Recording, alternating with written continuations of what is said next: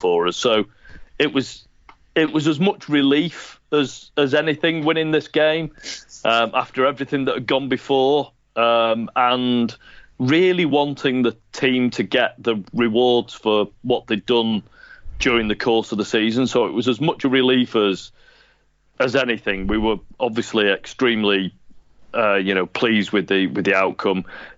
Star player was Thompson, and my highlight of the game was the Tommy Makinson drum goal. No, was the scrum move, which was a thing of real beauty. Excellent. Well, St Helens weren't the only champions we need to hold up to high regard and celebrate their achievements this weekend. There's also a champion in our midst, David, and that is Alan, who is the champion of the Super Brew tipping competition this year. You. Now, on the host tipping competition, I edged him by 1%, but I think that's unfair because I picked the final, and if he was on the show last week and picked the final, we both would have got the same percentage. So we'll not talk too much about that. We'll talk more about Alan being the Super Brew champion. So well done, Alan, and second in the UK. Yes. Wow. And what were you globally? Fourth. Wow. It's a very strong performance. Well done, Alan. Yeah, absolutely perfect in the playoffs. Picked every single one right, which is weird. But yeah, I think I said I'm going to retire now. I'm going to concentrate on Fantasy League next year. Well, I'm coming after Alan Bagley this year. Someone needs to come after Alan Bagley. We already know he's the champion, but well done to him again in that. There was one other game that we got a fan viewing on from this weekend. Alan, do you want to take us through that one before we then slide across to the news? Yep, so this was the Northwest Lionhearts versus Germany. It finished 24-18 to the Lionhearts. And as you might expect, Carsten has been in touch on this one. And he says, very good defensive game. Germany with lots of missed opportunities in attack, but the boys were always in the contest and the game was close till the last second. Very proud of my fellow Germans, but they need more of these games. Yeah, well, it was great to have that game on, and well done to Germany for keeping it so close. Right, that is the match reviews done and dusted. We're now going to fly through the news from around the world of rugby league, which of course includes one particularly big story, the Great Britain squad.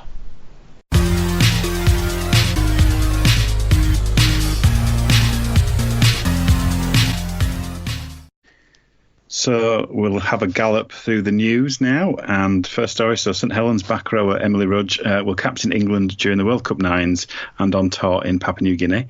Rudge was one of 3 nominees for the 2019 Women of Steel Award and is the most capped player in the squad.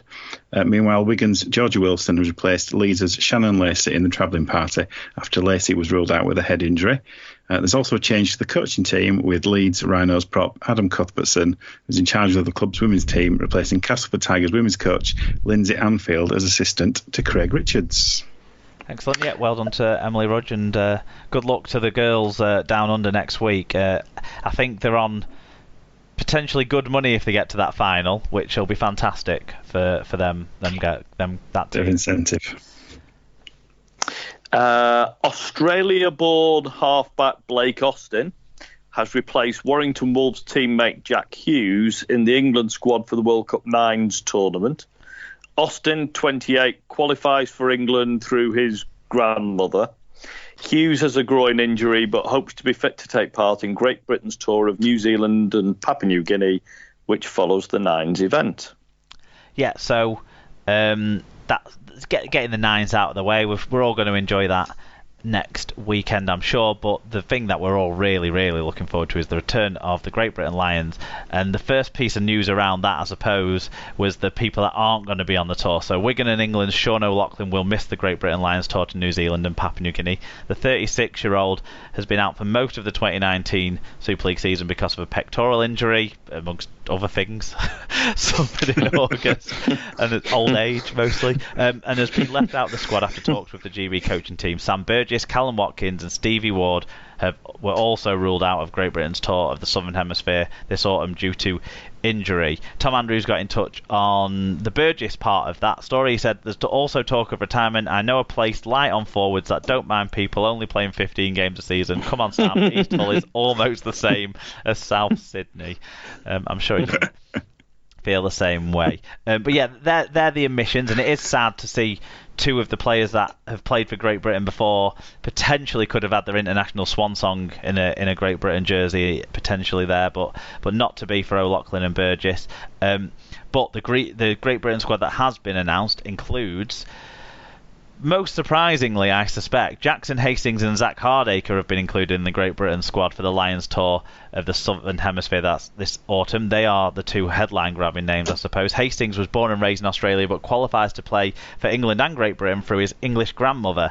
The two other Australian-born players have been included in the squad as well, which is St Helens fullback Lachlan Coote and Warrington halfback Blake Austin, who we've already talked about. Sadly, James Roby, Mark Percival, Morgan Knowles and Tommy Makinson have withdrawn from contention because of injury. This is just typical of St Helens, David.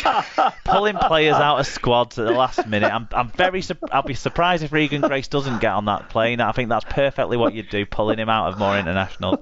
You're a disgrace. No, I'm joking. Bitter. It is very sad that those players aren't. Another one of the former Great Britain players potentially who could have had a go, and certainly Knowles. I was really looking forward to getting a chance at the international level, at the top level for Great Britain, but that's not to be. Well, whilst we're sad for him, Mark, we're relieved that no one in the NRL is going to get a good look at him. Well, the full Great Britain Lions squad is James Graham of St George Illawarra Dragons. He's the captain and the only player to have previously played for Great Britain in this squad. We've got Blake Austin from Warrington, John Bateman from the Canberra Raiders, Tom Burgess from South Sydney, Darryl Clark from Warrington, Jake Connor from Hull FC, Lachlan Coote from Saints, Oliver Gildart from Wigan, Zach Hardacre also from Wigan, Jackson Hastings from Salford, Ryan Hall from the Sydney Roosters, if anyone remembered, Chris Hill from Warrington Wolves, Josh Hodgson from Canberra, Jack Hughes from Warrington, Josh Jones from Salford Red Devils, who of course is missing out on his honeymoon for this tour now, Johnny Lomax from St Helens, Jermaine McGilvery from Huddersfield, Joe Philbin from Warrington, Luke Thompson from St Helens, Jake Truman from Castleford, Alex Walmsley of Saints, Elliot Whitehead of Canberra, Gareth Widdop of St George Illawarra, and finally George Williams of the Wigan Warriors. So my brief quick takes on that side is there's as many halfbacks as there are middle unit forwards, which seems a bit of a strange balance, and we're maybe thinning in what's the word, specialist wingers and centres, but there's some good quality options of fill-in centres and wingers there. Alan, I'll let you have your say on this squad now. It's nice that James Graham gets to be captain. I think that's a bit of a what's the word? There's a slight bit of romance to that, isn't there? There's a kind of a connection. Do you think that he'd make the 2021 World Cup? This could be his. Yeah, I don't think so. You think so? He's earned this honour. He has earned it, and I think it's, I'm happy with it from that point of view. So that's good. It's nice to have that connection back to the previous team as well. As you say, I think it's not really a question of the individuals. It's more about the balance of the potential kind of 17 that you have some questions about, don't you? Really, but there are several players with lots of utility value, and it looks like maybe we'll just Luke Thompson, Alex Walmsley can just carry the load up the middle themselves, and we'll just rely on those two yet again.